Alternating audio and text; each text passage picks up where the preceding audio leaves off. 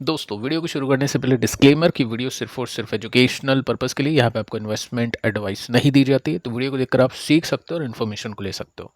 Start करते हैं US के बाजार के साथ में। देखिए अभी के समय डाउ जोन्स में 124 पॉइंट्स की तेजी है, यानी 0.27% का जंप है, कुछ बड़ी तेजी नहीं है।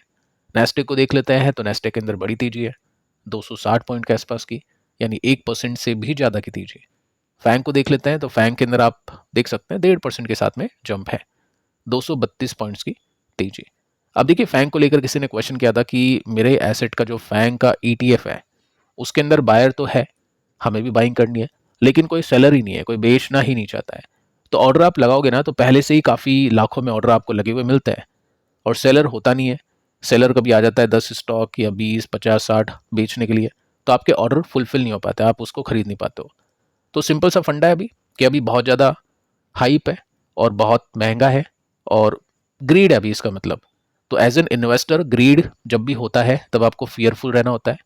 एग्जाम्पल देके चलता हूँ, अगर मुझको भी इसमें इन्वेस्ट करना होगा तो अभी की जो ग्रीड है उसको देखने के बाद में मैं खुद इन्वेस्ट उसमें नहीं करूँगा, क्योंकि ऐसा नहीं है कि ये गिरते नहीं है। जब भी गिरावट होगी 20-30% की आराम से गिरावट होती है, उसके बाद में अच्छा मौका मिल जाता है। जैसे 100 रुपीज़ तक ही पहुंच गया था अभी के समय, 170 के आसपास है, तो 70% के गेंस आ गए। अब कभी जब गिरेगा 20-22-25% या जो भी जितना भी गिरेगा तो उसके बाद में देखा जाएगा। तो ये सब चीज़ें आपको फॉलो करनी चाहिए, देखना चाहिए कि मार्केट के अंदर किसी इंस्ट्रूमेंट के अंदर, स्टॉक के अंदर, इंडेक्स के अंदर, सेक्टर के अंदर ग्रीड है या फिर फियर है। आप ग्रीड के अंदर भी इन्वेस्ट कर लेते हैं अगर कोई मोमेंटम चेज करना चाहता है, लेकिन अगर ऑप्शन ही नहीं है तो फिर नहीं हो सकता। किसी ने पूछा सब्सटीट्यूट है इसका, अगर इसमें इन्वेस्ट करना है तो ईटीएफ के अलावा कैसे इन्वेस्ट करें। तो एक म्यूचुअल फंड तो है बट उसके अंदर भी रेस्ट्रिक्शंस लगे हुए हैं, क्योंकि बहुत ज़्यादा इन्फ्लो आ चुका है और उस हिसाब से लगा नहीं सकते उसके अंदर भी, तो ऑप्शंस नहीं है।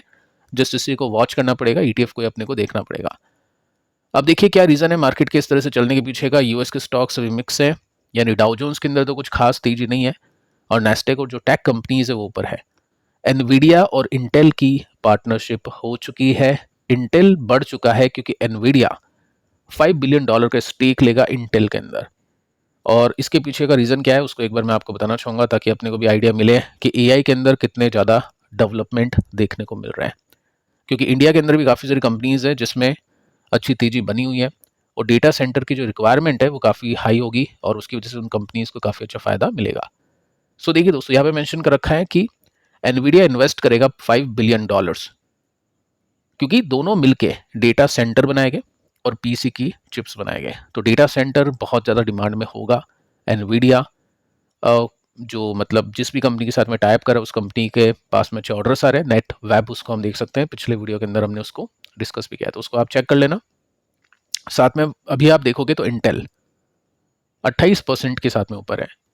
तो यूएस की कंपनीज मैं आपको बता चुका हूँ कि अगर आपको इंडिविजुअल कंपनीज में इन्वेस्ट करना है तो तैयार रहना होता है 28-30% चलने के लिए भी, लेकिन 30-40% के साथ में स्टॉक गिर भी जाते हैं, तो वो नहीं करना है। तो इंडियन कंपनीज है और यूएस कंपनीज में इन्वेस्ट करना है तो फिर कोई इंडेक्स लेना पड़ेगा जिसमें फैंग आ जाता है, जिसमें भी टेक कंपनीज है, एआई कंपनी है, नेट वेब सॉरी एनवीडिया उसके अंदर खुद है। तो ऐसे करके अपन एआई कंपनीज में इन्वेस्ट कर सकते हैं। अब देखिए दोस्तों एफ का क्या सीन है अभी का। 366 करोड़ की बाइंग करी है आज के दिन और डीआईएस ने भी बाइंग की है। निफ्टी की चाल आप इसमें देख सकते हैं, काफ़ी पॉजिटिव है, तो मोमेंटम काफ़ी अच्छा बना हुआ है। अगर यूएस के मार्केट प्लस में बंद हो जाते हैं, डाउ जोन्स भी बंद हो जाता है, नेस्टेक भी बंद हो जाता है, तो हाई चांसेस है कि कल भी हम अच्छी तेजी देख पाए। पिछले कुछ दिनों से काफ़ी अच्छा रनअप हमने देख लिया है निफ्टी के अंदर। सब दोस्तों बात करते हैं कुछ ऐसी कंपनीज को लेकर जिनके स्टॉक्स अभी अपने सपोर्ट के आसपास है। सपोर्ट के आसपास में देखिए फायदे क्या होते हैं कि मार्जिन ऑफ सेफ्टी अच्छा होता है कि स्टॉक ऑलरेडी गिर चुका है, ऑलरेडी उसके अंदर जो भी खराब चीज़ें हैं, चाहे उसके नंबर्स खराब आने वाले हो या खराब आ चुके हैं, वो सभी प्राइस इन हो चुका है। ठीक है, तो वो एक मार्जिन ऑफ सेफ्टी होता है कि स्टॉक अभी 30-40% ऊपर से गिर चुका है तो और ज़्यादा शायद ना गिरे। ठीक है, सेकंड क्या होता है कि जब भी मार्केट चलता है तो स्टॉक भी साथ में चलता है। तो अगर कोई इन्वेस्टर एक्सपेक्ट करे कि मेरा स्टॉक यहाँ तक पहुँच जाए तो उसके पैसे बनते हैं, अच्छे खासे पैसे बनते हैं।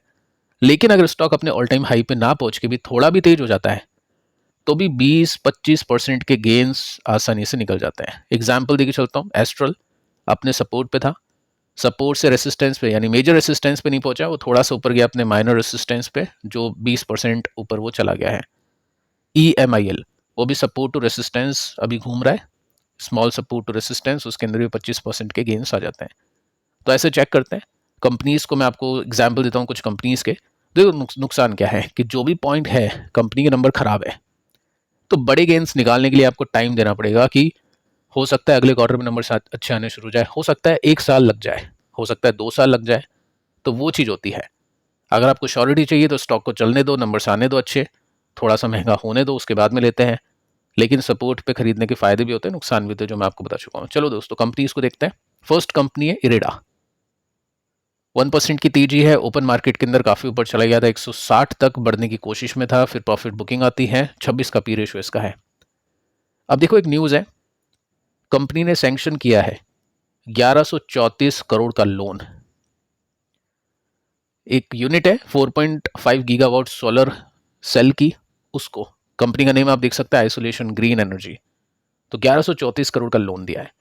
अब इसके ऊपर ब्याज मिलेगा, कंपनी को कमाई होगी, जितना लोन कंपनी देगी उसके ऊपर ब्याज मिलेगा। अगर वो पैसा डूबता नहीं है तो कंपनी की कमाई होती है। ठीक है, तो बात यह है कि जेंसोल की तरह ऐसा हो नहीं जाए, काफ़ी पैसे उसमें डूबे हैं, तो वो चीज़ देखनी पड़ेगी आगे चल के। बाकी रिफ्लेक्शन तो दिखना शुरू हो चुका है कि पिछले कुछ क्वार्टर के अंदर जो जेंसोल की जो पैसे डूबे ना, वो यहाँ पे दिखना शुरू हो चुका है। आप देख सकते हैं ईपीएस की बिल्डिंग गिरी है, तो ईपीएस गिर रहा है, वैल्यूएशन गिरी है, तो उसको रियल डिस्काउंट तो नहीं बोलते हैं, लेकिन चलो हम वैल्यूएशन को देखने चले तो 26 के आसपास का पी है, जो एक टाइम पर 50 के आसपास का हो गया था, क्योंकि जब अर्निंग्स इसकी अच्छी आ रही थी। तो ग्रेजुअली जब भी इसकी अर्निंग बढ़ेगी तो हाई वैल्यूएशन इसको मिलेगा। तो लॉन्ग टर्म इन्वेस्टर अच्छे डिस्काउंट के बाद में देखते हैं ऐसे कंपनीज को। अब देखिए जो मैं आपको समझा रहा हूँ, एस्ट्रल के अंदर EMIL के अंदर जो हमने देखा कि स्टॉक अपने सपोर्ट से रेसिस्टेंस तक नहीं पहुंचा। अगर पहुंच जाएगा ये तो 100% गेन्स मिलेगी, जैसे नेटवैप के अंदर हमने देखा। लेकिन अगर उतना नहीं भी पहुंचता है ना, क्यों नहीं पहुंचेगा, क्योंकि नेटवैप के पास में तो अच्छे ऑर्डर आ गए, बहुत सारी डेवलपमेंट्स चल रही है, तो वो उसका तो बनता है जाना। ठीक है, यहाँ पे ऐसा कुछ नहीं है। तो यहाँ पे ऐसा कुछ नहीं है तो क्या हो गया, कम से कम स्टॉक ऐसे ऐसे मूव तो देता है, यानी सपोर्ट टू रेसिस्टेंस, ये शॉर्ट टर्म रेसिस्टेंस है, इतने मूव दे देता है। सो वहां से भी इन्वेस्टर अगर कैलकुलेट करेगा आज का जो प्राइस है रेसिस्टेंस का, तो भी 20% का गैप देखने को मिल जाता है। तो एक तो मार्जिन ऑफ सेफ्टी होता है, प्लस अगर थोड़ा सा चल गया तो 20%, अगर अच्छी ग्रोथ आ गई तो फिर पैसे डबल भी होते हैं। ठीक है, ऐसा कुछ नहीं है आपको खरीदना बेचना है, जस्ट मैं आपको सिखा रहा हूँ कि कैसे आप सपोर्ट के स्टॉक्स के ऊपर स्टडी कर सकते हैं। नेक्स्ट कंपनी है दीपक नाइट्राइट। 1.62% की गिरावट के साथ में क्लोजिंग है, 40 का पीएस का। ठीक है, नंबर्स अच्छे नहीं आए थे पिछले क्वार्टर में। अब देखो सीन इसमें क्या है, अर्निंग्स इसकी गिर रही है, वैल्यूएशन बढ़ रही है, तो मतलब खराब, अवॉइड करते हैं ऐसी कंपनीज को। ठीक है, कंपनी अच्छी है लेकिन सिचुएशन खराब है, क्योंकि डी ग्रोथ आना शुरू हो चुकी है। 90 का जो ईपीएस था समय 50 का हो चुका है, 50 के भी नीचे हो चुका है, और जो वैल्यूएशन 20-30 की हुआ करती थी वो अब डबल हो चुकी है। ठीक है, तो जब तक नंबर्स इसके नहीं बढ़ेगा, जब तक स्टॉक नहीं बढ़ेगा, तो वो चीज़ आपको देखनी पड़ेगी। नंबर्स अच्छे आए, पहले ब्रेकआउट्स वगैरह दे, तो फिर देखा जाएगा। बाकी माइनस में अब इसकी प्रॉफिट ग्रोथ हो चुकी है, और वही चीज़ मैं आपको बताने की कोशिश कर रहा हूँ कि ऑल टाइम हाई की एक्सपेक्टेशन तो कैसे करें बताओ आप, जब नंबर्स अच्छे नहीं आ रहे, नंबर्स गिर रहे, तो ये जो स्मॉल मूव्स आते हैं उसकी एक्सपेक्टेशंस भी करें, यहाँ से लेकर अपने नियर बाय रेसिस्टेंस की भी करें, तो 20% का जंप है इसके अंदर अगर पहुँचता है तो। अब देखो इतनी सारी कंपनीज हैं, हर कंपनी तो इन्वेस्टर ले नहीं सकता है, तो चलो यहाँ पे कन्विक्शन कम है तो इसको हटा दिया। इस तरह से आप सिलेक्शन कर सकते हैं कंपनीज का। जस्ट मैं आपको सिखा रहा हूँ, कोई भी प्राइस मैं आपको ये नहीं बता रहा हूँ कि यहाँ पे आपको लेना है यहाँ पे बेचना है, जस्ट मैं आपको सिखाने की कोशिश कर रहा हूँ। ठीक है, आगे चलते हैं, एक और कंपनी को देखते हैं, सोना BLW। 1.36% का जंप है, 46 का पी है, 27,000 करोड़ का मार्केट कैप है। इसमें देखते क्या सीन है। इसमें नंबर्स अच्छे आए थे, वैल्यूएशन गिरी, स्टॉक की प्राइसेस भी चले, बट अभी कंसोलिडेशन है, यहाँ पे थोड़ा सा सैचुरेशन पॉइंट आ गया, इसको ब्रेक नहीं कर पा रहा है। तो जब नंबर्स अच्छे आएंगे तो अच्छी तेजी बन सकती है। ईवी सेक्टर है वो अच्छी पॉइंट है, अच्छी बात इसके अंदर है कि इसके अंदर चलो ठीक है, एक होप है, एक उम्मीद है। साथ में अगर आप देखोगे तो स्टॉक का जो प्राइस है अपने सपोर्ट पर आने की कोशिश में है, इसके अंदर भी आप गैप चेक कर सकते हैं। नेक्स्ट जो कंपनी इसका नाम है वीनस पाइप्स। स्टॉक ने आज न्यूट्रल परफॉर्म किया, 3,000 करोड़ का मार्केट कैप है इस कंपनी का, 30 का पी है। ठीक है, तो बहुत छोटी कंपनी है, नंबर्स अच्छे नहीं आए थे पिछले क्वार्टर में, इनलाइन बोल सकते हैं चलो हम इसको। और यहाँ पे भी आप देखोगे ना तो इसके रिजल्ट वीक आ रहे हैं, अर्निंग्स इसकी गिर रही है, और उसके बाद में वैल्यूएशन भी गिर रही है। ठीक है, अब यहाँ पे इसको नंबर्स अच्छे देने पड़ेंगे तब जाके कुछ हो सकता है, जैसे हमने बातचीत की थी कि रिवर्सल दिखा हरिओम पाइप के अंदर, नंबर्स भी अच्छे थे तो स्टॉक अभी चल रहा है। सो यहाँ पे नंबर्स अच्छे आए नहीं है, देखते अगले क्वार्टर में नंबर्स कैसे आते हैं। बाकी फिर भी हम रेसिस्टेंस का गैप भी देखें ना तो 22% इसमें देखने को मिल जाता है, और नंबर्स अच्छे आ गए तो फिर तो चांदी है। ठीक है, तो उस हिसाब से आप देख सकते हैं, इन कंपनीज के ऊपर अपनी स्टडी कर सकते हैं, और पिछले वीडियो को भी देख लेना, दोनों वीडियोस आपके लिए काफ़ी इंपॉर्टेंट है। मिलते हैं कल, तब तक के लिए शुभ रात्रि।